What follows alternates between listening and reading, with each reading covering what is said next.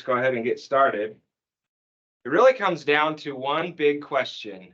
And if you can picture yourself getting to a fork in the road or a door in a building or two doors in a building, you really have only two outcomes in retirement. The first is you can have your income outlive you, which is the door that we're trying to prepare everyone that we work with to go down. Door number two is you outlive your income, and that's a door that nobody wants to go down.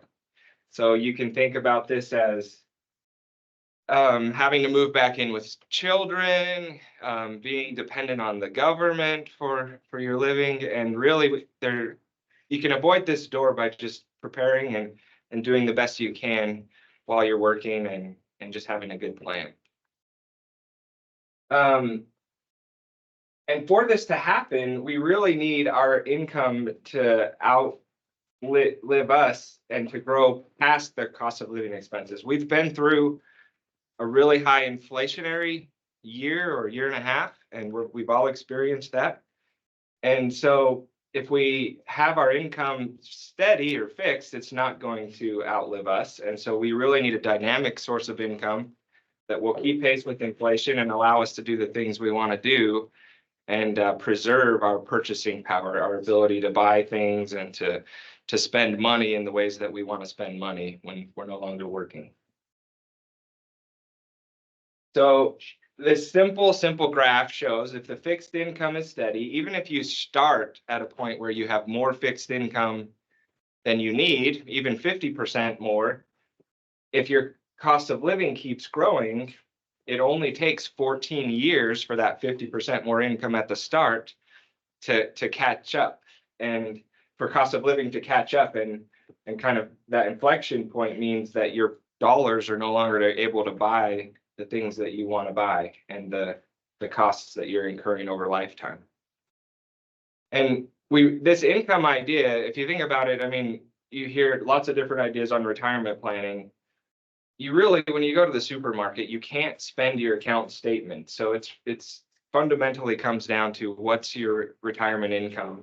When you stop working, what are you going to do in order to replace your paycheck so that you can do the things that you want to do and that you need to do with the remaining life that you have. And the big question is, what is your life expectancy? So even if you're not preparing for a 3-year or a 3-decade retirement, it's preparing for you.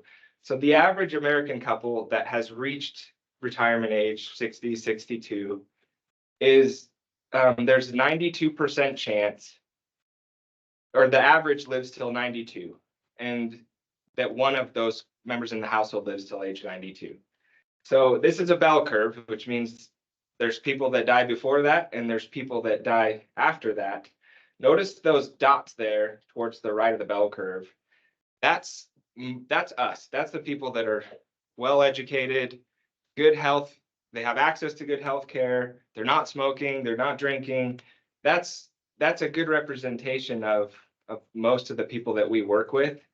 And I would not plan on being average. As medical advances increase, life expectancy will continue to go up. And really, to prevent yourself from going down that door number 2, you need to have your income growing so that it covers the rise in cost of living. So we'll just kind of take a step back and look at an example. If you have a $8,000 monthly need in retirement, and above and beyond what Social Security pays, we do classes on Social Security, and we always hear that it's going to run out of money and it's bankrupt and all those things. But aside from Social Security, if you have an $8,000 a month need, in 5 years with normal inflation, 3%, you will need $9,200 to buy the same amount of stuff. And in 10 years, it's $10,000. In 15 years, it's $12,000. In 30 years, which, as we talked about, it's pretty common. You have a good chance of having your retirement last 30 years. Your $8,000, it's going to take $19,000 to be able to buy the same amount of things to be able to preserve the purchasing power. So you can see that this is a big problem that you have to kind of prep for and And you have to make sure that your income is going to grow in order to cover these cost of living increases. All right, so where do we find historically places or investments that can provide the rising income that we need? And really, it comes down to owning companies and not lending to them. So if you think about buying stocks or investing in stocks, you're really buying ownership of businesses that are out in the marketplace doing their best to provide services and sell products in order to make profits. The alternative investment, kind of the other option, is lending or buying bonds. So when you buy bonds, you're lending to companies. There's a fixed interest rate typically. And so that fixed interest rate will never keep pace with the rise in cost of living. And so it really comes down to being an owner versus being a loaner. And when we're talking about being an owner, we're talking about owning companies in a diversified stock portfolio that historically has provided the rising income that people need in order to keep pace with the rising cost of living. Okay, and for example, the S&P 500 and the Consumer Price Index, which is kind of a measurement of cost of living increases in inflation. We've been hearing a ton about this in the news because of the high inflationary period that we've been in. Anybody that's in the room, do you know what the recent inflation data is for the rolling past 12 months? 4.2. 4.2. Close, is a little lower. So any other guesses? It was 3.1, somewhere in there, 3.1, 3.2. And the historical average is closer to 2.4, somewhere between 2.4 and 3. The Federal Reserve is targeting a 2% inflation rate, and they measure that by this Consumer Price Index. And so if we go back to 1960, historically, we've had the Consumer Price Index multiplied by 10 times. And that Consumer Price Index is really the baseline of how the government thinks about inflation and ultimately how the Federal Reserve decides what the federal funds rate is and kind of sets interest rates. And so the interest rates are slightly high compared to the historical average. Compared to the past decade, they're very high. And right now, the federal funds rate is like 5.25%. This historical long-term average is 4.6%. So we're slightly higher than historical average, but we had this really big, really quick interest rate increase, which is why we've been dealing with some of the inflation that we've experienced over the past 2 years.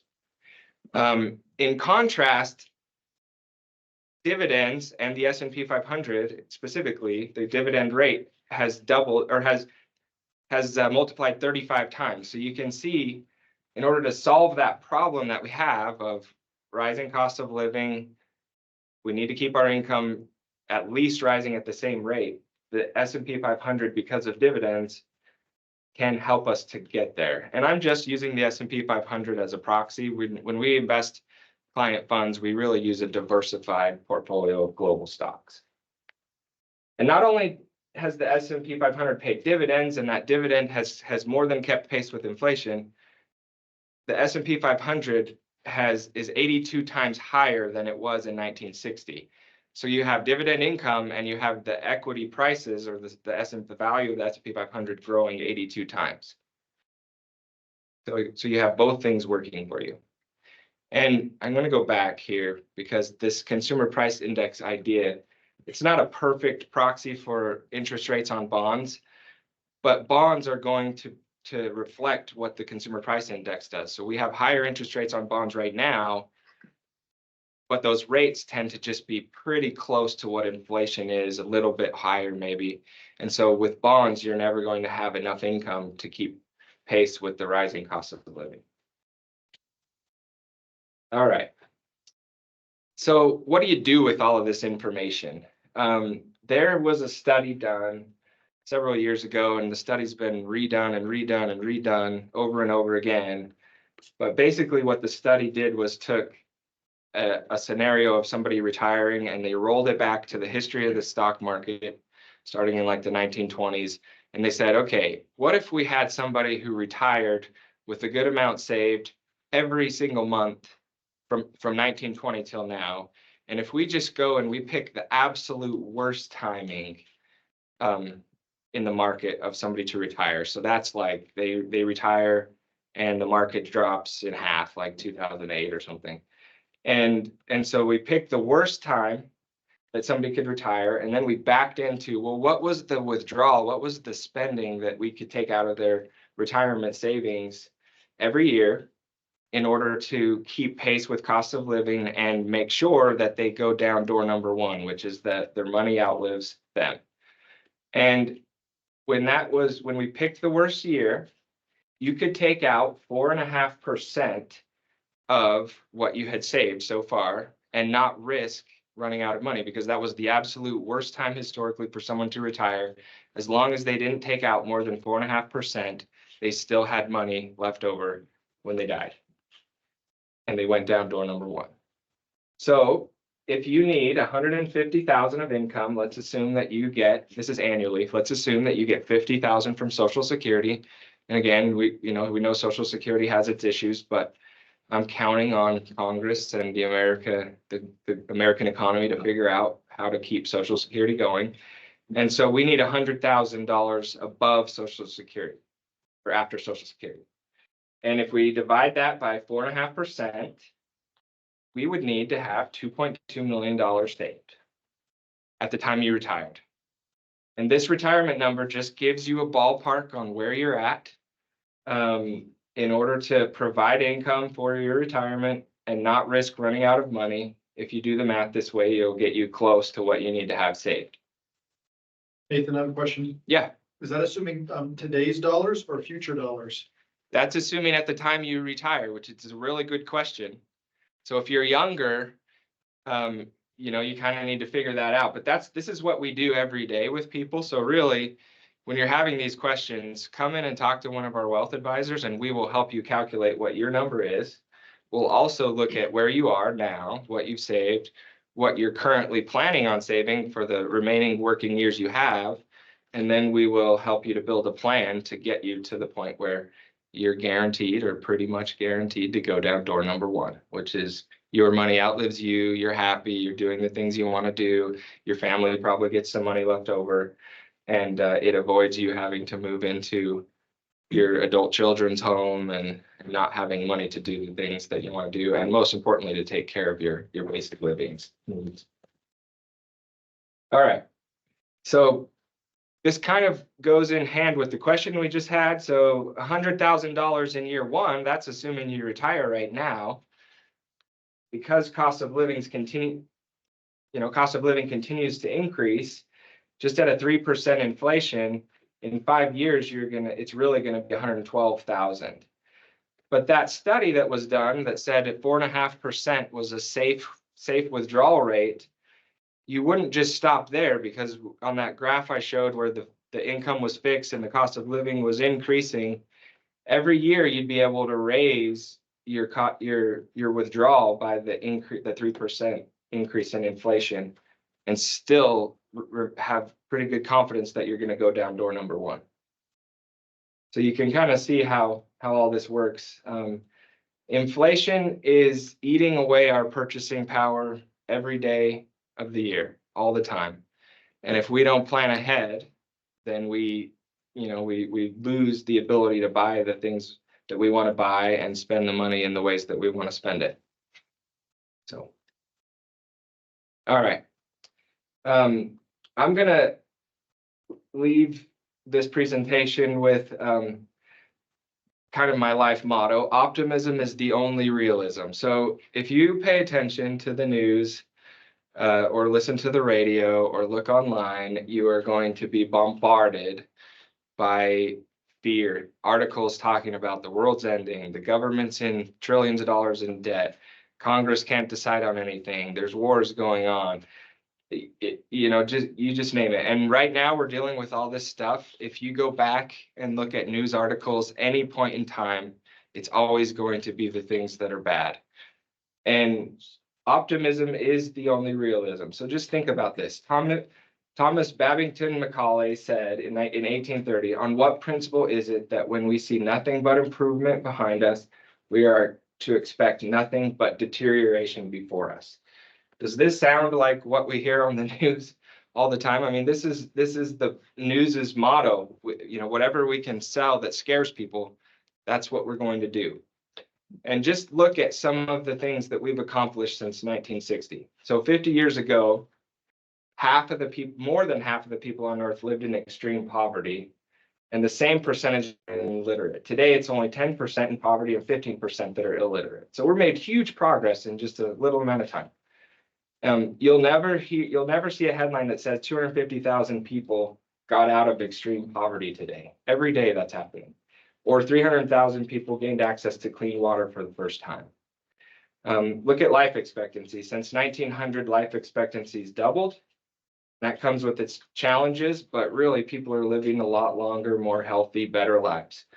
World food production, this is probably my favorite one, has more than doubled since 1960. And at the same time, the amount of land that we use to grow that food has stayed the same. So farmers are getting efficient. They're figuring out ways to grow more food with the same amount of space.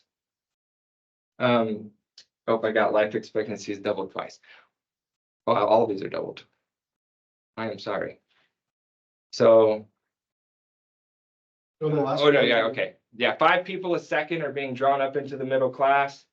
The smartphone that you send your middle schooler to school with contains more computing than existed on the whole Earth in the 1950s. So I've heard that the technology used to get to the moon, our smartphones are better than the technology that was used to get to the moon.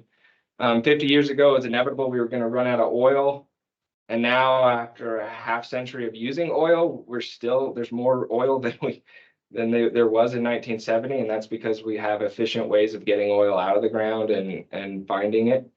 And then just disposable income in the United States, adjusted for inflation, disposable income per capita has increased from $12,500 at the end of 1960 to $50,000 today. So crazy amounts of improvements.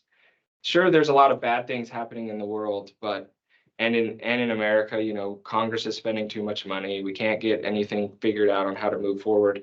I'm betting on America. I'm betting on the ingenuity of the human species. We'll figure out how to solve these problems, and we'll continue to move forward. So I wouldn't be worried about the economy collapsing completely. Sure, it's going to have its ups and downs, but really, if you sit down with us, you plan ahead, you do what you can with that, whatever's within your control, we can help to make sure that you go down door number 1 and that your money outlives you.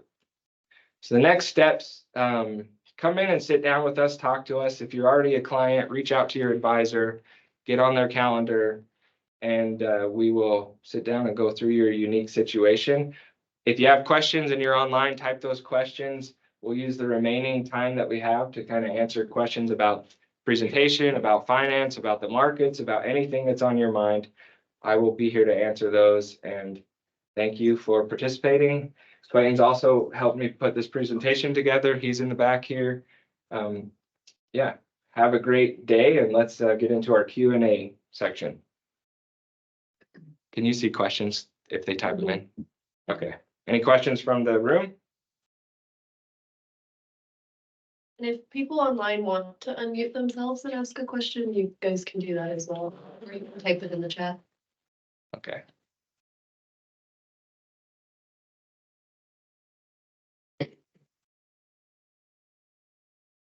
Questions? This is your chance. Sounds like you have one.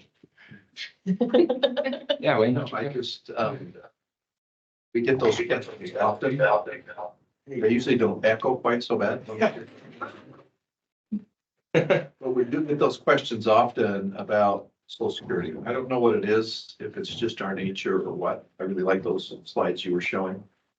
Because we get those questions often that Social Security is going to fall apart. This is going to happen. What if this happens? What if this happens?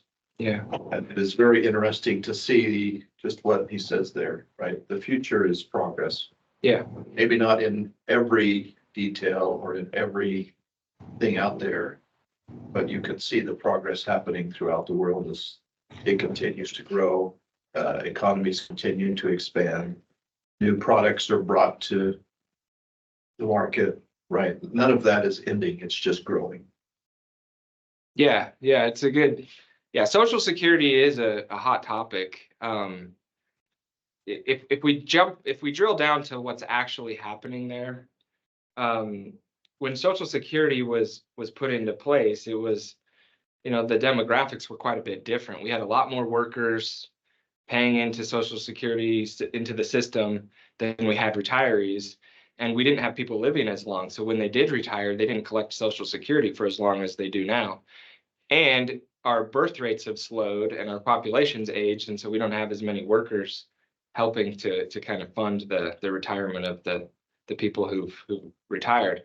So the numbers show that even if Congress doesn't make any changes to Social Security, it'll still be able to pay 75% of what it's supposed to. So that's probably the worst case scenario, is we don't figure it out. Everybody gets a 25% cut in their benefits. So it's not going to go away completely, but there are ways Congress can fix it. I've heard that even a 1% raise on the payroll tax, both on the employer and the employee, would fix it. I don't like tax increases, but I think I'd be okay with paying out 1% more just to make it work. But yeah, John. Yeah, so 401ks, they are meant to be a replacement of, what the pension was. Yes. Hasn't worked out that way. So 401ks are, I think, now being looked upon, it's not as great as they could be. Okay. What investment mechanisms would be better to invest in than a 401k for your retirement? Yeah, so 401ks are actually pretty good, especially if you're working for a company that matches your contribution, because a lot of times you can double your money right from the start. The bottom line, though, the real problem is early on when everybody had a pension, we were relying on the employer to fund our retirement. Now pensions are not a thing anymore, and it's too much burden probably to put on most employers to offer that, too much risk. Companies come and go. And so we changed and we said, okay, Americans, you guys are going to now be more responsible for your own savings and your own preparation in retirement. So really the problem is Americans need to prepare and need to kind of sit down and figure out what they can do, what's within their control, and that's how much they save. Are they spending more than they earn? All those things, and that's what we help people do. 401k is just a vehicle to do that. There's lots of other ones we use, IRAs, Roth IRAs. There's taxable brokerage accounts, but the fundamental problem is Americans in general need to save more and spend less of their money. So it's a great comment, great question. There's a couple questions online. Okay. Wade has a question. He just has his hand raised. So Wade, if you want to unmute yourself. Yeah, good question. Yeah, sure. Nathan, you spent a fair amount of time talking about the US economy and stuff. Can you talk a little bit about, I guess specifically how Squire, how we put together investment options and stuff to diversify and cover some of that risk of just being in the US market or a different one? Yeah. So the US market and the US economy is the greatest wealth engine ever in the history of the world. But there's lots of great companies and lots of great investment opportunities outside of the United States. So when we put together client portfolios, we're using a globally diversified portfolio of stocks. And we do use bonds, fixed income. I maybe made my presentation look like we don't like bonds, but bonds are really there for short-term safety. And so we use bonds and fixed income investments for short-term needs, but for long-term needs, most people really need the growth in order to preserve their purchasing power. So a lot of times we think about the volatility of the market in terms of risk, like stocks are riskier than bonds, and they are on the short term. But on the long term, you're actually taking more risk by not investing. if you keep everything in the bank or you kept everything in bonds, we saw how fast your purchasing power will kind of deteriorate.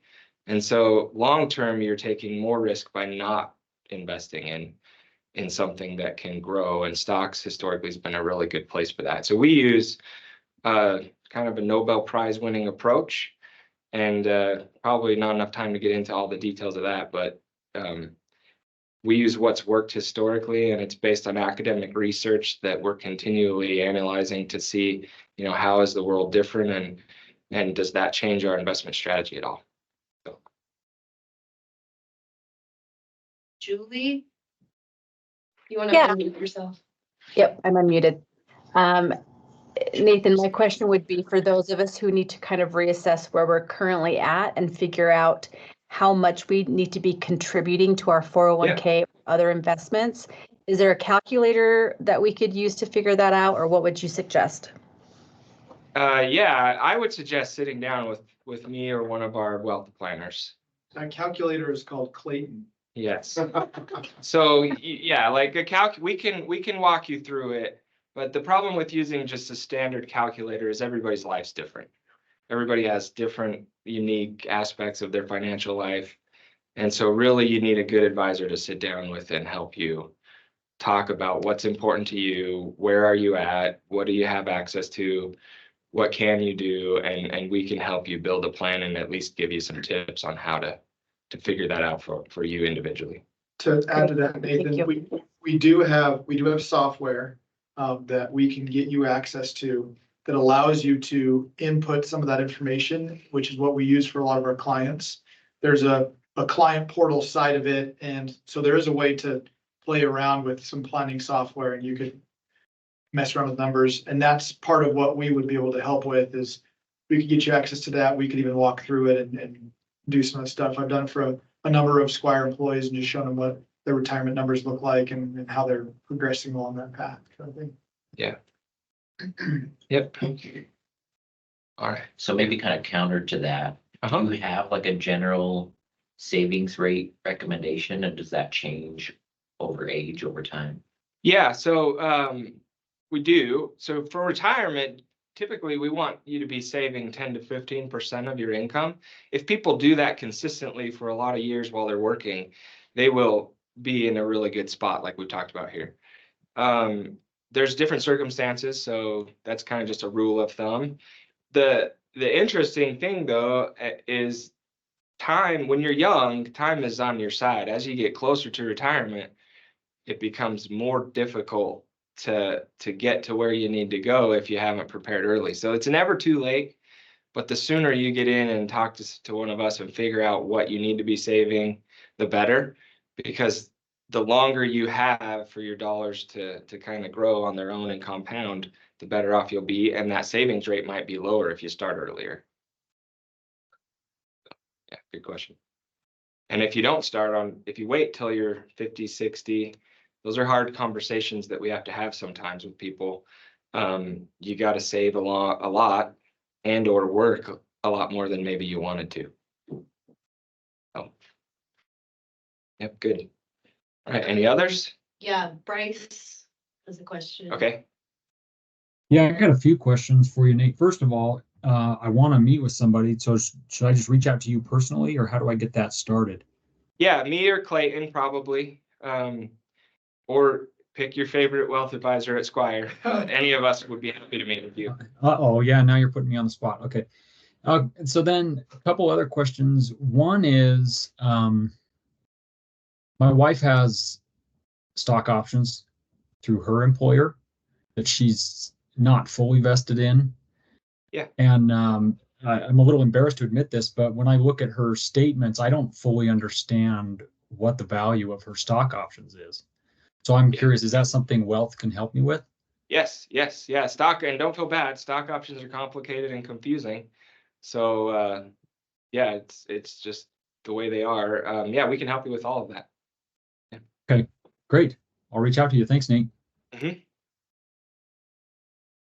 And then there's a question in the chat. What are the biggest pitfalls you see as young people, 30 to 40, Okay. preparing for retirement? Yeah, so the biggest one is just not doing anything. So you got to start somewhere, and the sooner you start, the better. And so if you're in that age group, I love it when that age group comes and talks to me.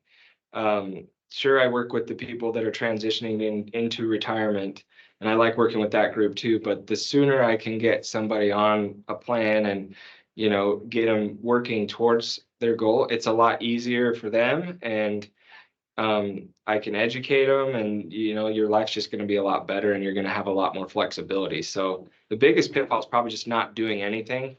The second one is probably not investing aggressively enough. Sometimes people get afraid of the markets, and when you're young and you're saving for retirement, you really have the ability to take a lot of risk on. And risk means you put your money in investments that give you the best chance of higher growth rates. So those two things, just getting started and not being aggressive enough. And Stephen has a question. Steven. Yeah, thank you. I'm constantly bombarded by my current advisor talking about, hey, when are we going to get you on that whole life policy, right? And he keeps talking about buckets, and I get it. I understand what he's saying, but with how aggressive he's being, there might be ulterior motives, which I obviously understand his fees, and that might be it. Outside of, choosing the right advisor, is whole life one of these buckets that you guys recommend, or are there other buckets that, I love the concept where in a downturn, you can pull from your, whole life plan as opposed to pulling money out of the stock market on a down year. So the concept makes sense. Just again, the aggressiveness is kind of a turnoff. Yeah. And so whole life insurance is an investment vehicle that can be used to build wealth. Our typical approach is to keep insurance as insurance and then keep the investments as investments. So a lot of the insurance companies want to couple those two things together. And there's a reason that the insurance companies own the most expensive real estate in Manhattan. Insurance is typically a more expensive way to save for retirement. It can work, and there's places for it. And we need insurance. Life insurance is needed for an income producing person that needs to support their family if something happens to them. But using whole life insurance as a retirement vehicle, there's a lot of other ways to do it, and we typically kind of look at those other ways. So we'd be happy to talk to you. With investments, there's lots of different ways advisors get compensated. If they're getting compensated by commissions, the incentive for the advisor is not aligned with the investor. So because they're looking to sell the investment that pays the biggest commission. Whereas if you have a different approach, either a fee-based approach or which is what we use, a fee-based approach or an assets under management fee, then our incentive is more in line with yours, which is we need your dollars to grow and be able to provide you the necessary income and wealth to fulfill your goals. So we'd be happy to talk to you, Stephen. Yeah, those we're not pushy. And so we'd sit down with you, no obligations, look at what you have and could go from there. Can I add to that? Sure. So Shane made a very true statement. Commissions on whole life insurance policies make your, in quotes, financial planner smile all the way to his bank. Yeah. And there's another phrase that we often use is that annuities, whole life policies, they're meant to be sold and not bought. Yeah.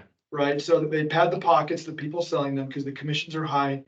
The fees are very, very, very hard to find. We can't even find them sometimes. We have to take them to our insurance partners so they can dive down into it and give us the real cost of what an annuity or an insurance is going to cost. Usually the cost that's not shown is somewhere in the range of 3 to 5% in addition to whatever stated. So after all those fees, your return on investment is significantly lower. So whole life policies, like Nathan said, They do have, there's some times where a whole life policy makes sense in specific certain situations. But for the majority of us, 95% of the time, a term policy is all you need. Make insurance be just that, insurance, and not an investment. Keep those separate. Yeah.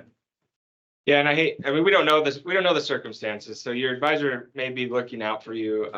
But if you all, if you ever want a second opinion, we're happy to provide that. Yes.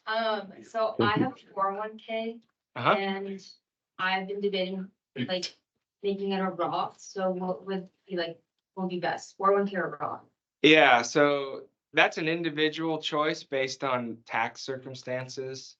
One of the unique things about Squire Wealth is a lot of us are CPAs.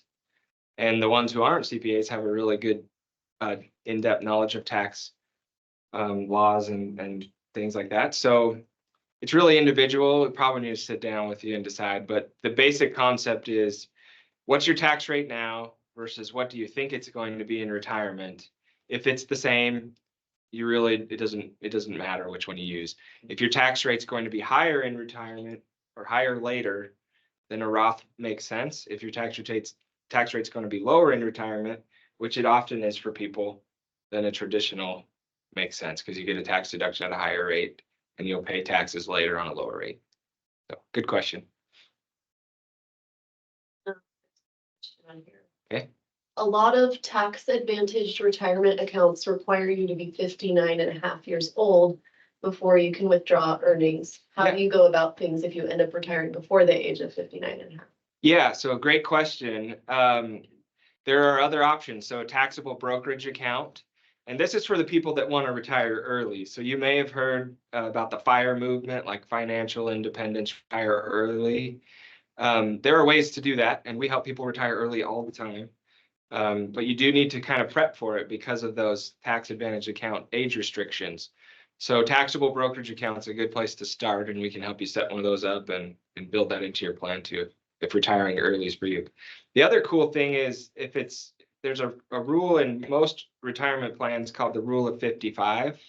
So if you retire at age 55, you can actually access some of those 401k dollars before 59 and a half. So there's ways to deal with that. Yeah, Clayton. Yeah, also, like if you have a bunch of money in a Roth 401k, for example, or a Roth IRA, you can withdraw your contributions before 59 and a half. You just can't take out the growth.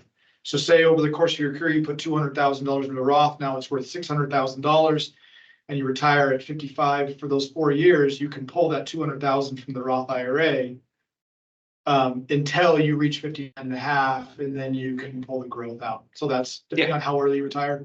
And then there's one other strategy called equal periodic payments.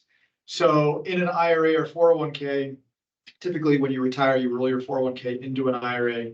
If you establish, and I haven't done this with a client, I just know it in theory, you basically establish, hey, I want to take equal payments out of this account for the rest of my life. And you basically require yourself to pull from the account, then they waive that 59 and a half age fee, or the 59 and a half age, and you can take out these equal periodic payments. Yeah. So it reduces flexibility, but it helps with the 59 and a half. Yeah, there's ways to do it. And really, I mean, that's one, I don't want to retire early, but I want to be in the position where I could.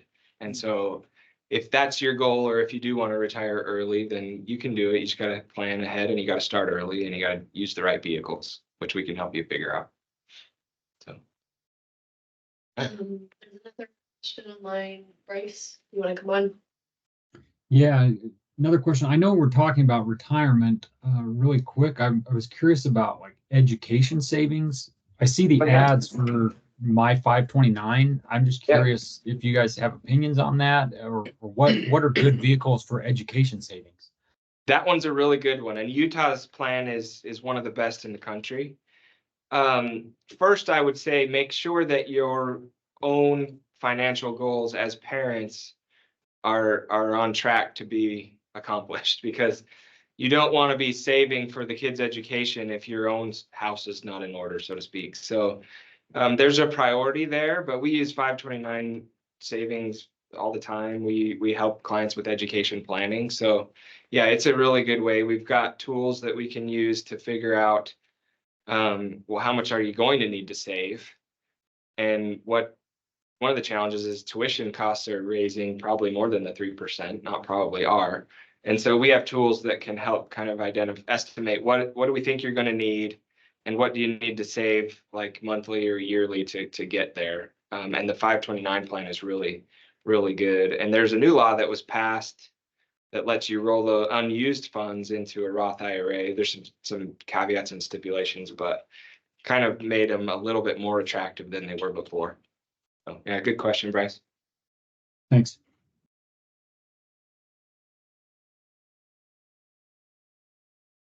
That it? Okay, thanks everybody. Have a great day and yeah, come talk to us when you can. So see ya.